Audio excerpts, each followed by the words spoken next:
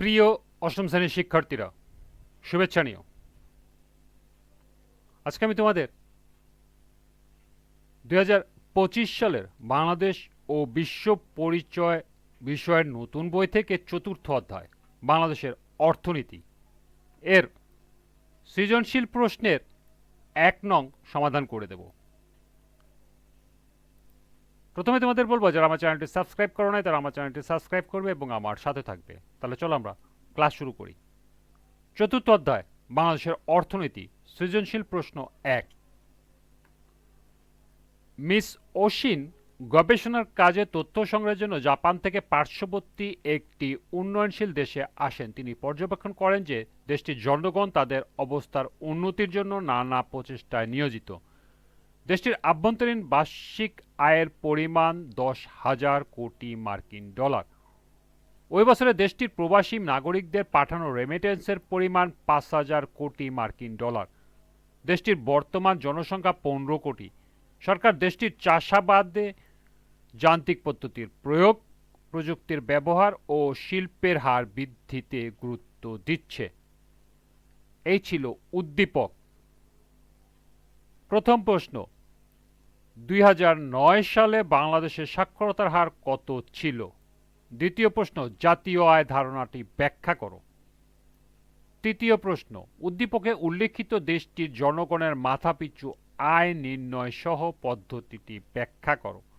এবং চতুর্থ প্রশ্ন, উদ্দীপকে সরকারের নেওয়া উদ্যোগে মূল লক্ষ্য কর্মসংস্থান সৃষ্টি কি বৈষম্য দূর করতে পেরেছে কিনা তা মূল্যায়ন করো। তো চলো এখন আমরা এই 4টি প্রশ্নের সমাধান দেখে নিই।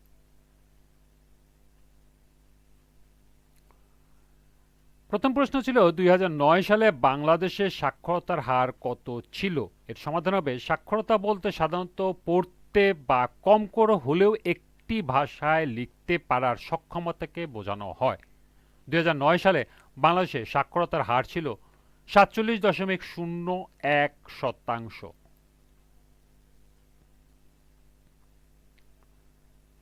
দ্বিতীয় প্রশ্ন ছিল, জাতীয় আয় ধারণাটির ব্যাখ্যা করো। জাতীয় আয় কোনো একটি নির্দিষ্ট সময়ে, সাধারণত 1 বছরে, দেশের উৎপাদিত দ্রব্য এবং সেবাসমূহের মোট মূল্যমান।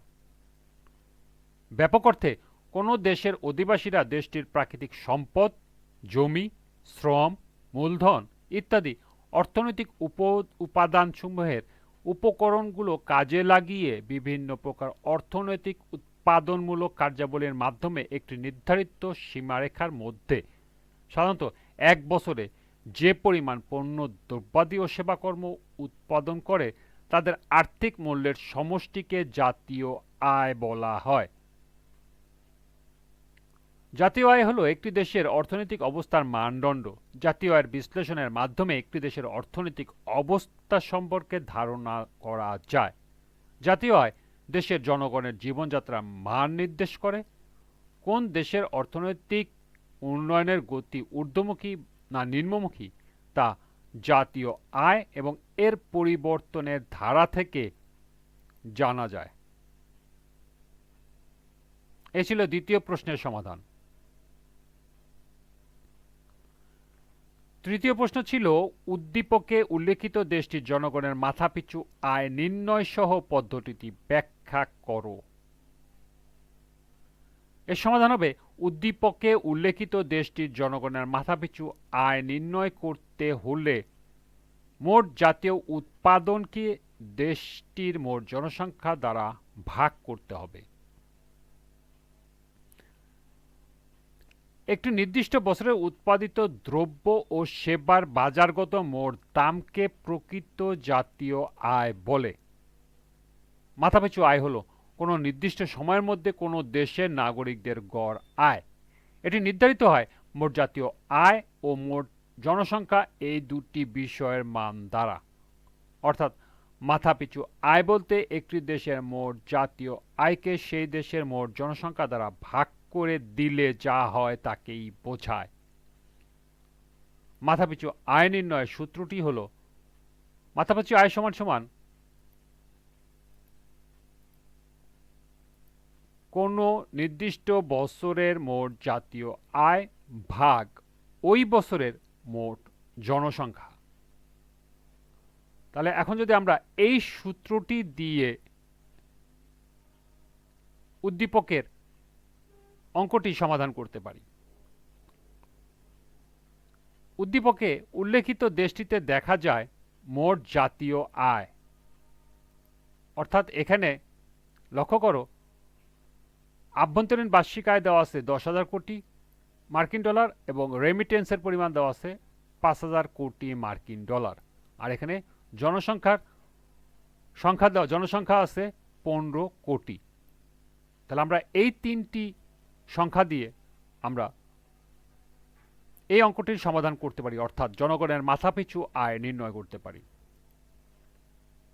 উদ্দীপকের দেশটিতে দেখা যায় মোট জাতীয় আয় সমান সমান 10,000 যোগ 5,000 কোটি মার্কিন ডলার, জনসংখ্যা 15 কোটি। সুতরাং মাথাপিছু আয় হলো 15,000 মার্কিন ডলার ভাগ 15 কোটি সমান সমান, এটা যদি আমরা কাটি তাহলে আসবে 1,000 মার্কিন ডলার। সুতরাং উদ্দীপকে উল্লেখিত দেশটির জনগণের মাথাপিছু আয় 1,000 মার্কিন ডলার। এই ছিল তৃতীয় প্রশ্নের সমাধান। চতুর্থ এবং সর্বশেষ প্রশ্ন ছিল উদ্দীপকে সরকারের নেওয়া উদ্যোগের মূল লক্ষ্য কর্মসংস্থান সৃষ্টি কি বৈষম্য দূর করতে পেরেছে কিনা তা মূল্যায়ন করো। এর সমাধান হবে উদ্দীপকে সরকারের নেওয়া উদ্যোগ তথা চাষাবাদে যান্ত্রিক পদ্ধতির প্রয়োগ, প্রযুক্তির ব্যবহার ও শিল্পের হার বৃদ্ধিতে গুরুত্ব দেওয়ার মূল লক্ষ্য কর্মসংস্থান সৃষ্টি। দেশের কৃষি, শিল্প ও সেবা খাতে উৎপাদন ও আয় বৃদ্ধির মূল লক্ষ্য হচ্ছে জনগণের জীবনযাত্রার মান বৃদ্ধি। সেক্ষেত্রে উৎপাদনের মান বাড়ালে জনগণের জীবনযাত্রার উপর তার প্রভাব পড়বে, দারিদ্র্য হ্রাস পাবে, মানুষের ক্রয় ক্ষমতা বাড়বে, কর্মসংস্থানের সুযোগ বাড়বে, বেকারত্ব হ্রাস পাবে। কৃষি, শিল্প, যোগাযোগ প্রভৃতি খাতের উন্নয়নের প্রযুক্তির বিকাশকে কাজে লাগিয়ে কর্মসংস্থান সৃষ্টির মাধ্যমে দেশের জাতীয় উন্নয়নকে ত্বরান্বিত করা যায়। কৃষি নির্ভর অর্থনীতি বিদ্যমান এমন দেশের চাষাবাদের যান্ত্রিক পদ্ধতির প্রয়োগ, প্রযুক্তির ব্যবহার ও শিল্পের হার বৃদ্ধি পেলে কর্মসংস্থান অনায়াসে সৃষ্টি হবে, ফলে কর্মসংস্থানের মাধ্যমে অনেক মানুষ জীবিকা নির্বাহ করবে। উদ্দীপকে দেখা যায় সরকার দেশটির চাষাবাদের যান্ত্রিক পদ্ধতির প্রয়োগ, প্রযুক্তির ব্যবহার ও শিল্পের হার বৃদ্ধিতে গুরুত্ব দিচ্ছে, কেননা প্রযুক্তির নানাবিধ ব্যবহার ও শিল্প খাতে প্রচুর কর্মসংস্থানের সুযোগ রয়েছে, ফলে দেশটি উন্নয়নের দিকে এগিয়ে যাচ্ছে। সুতরাং বলা যায় উদ্দীপকে বর্ণিত সরকারের নেওয়া উদ্যোগটির মূল লক্ষ্য কর্মসংস্থান সৃষ্টি করা এবং এর মাধ্যমে বৈষম্য দূর করতে পেরেছে।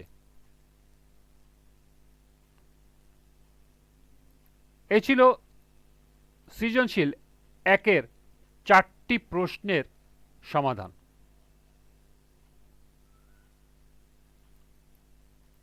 আজকের ক্লাসটি এ পর্যন্তই।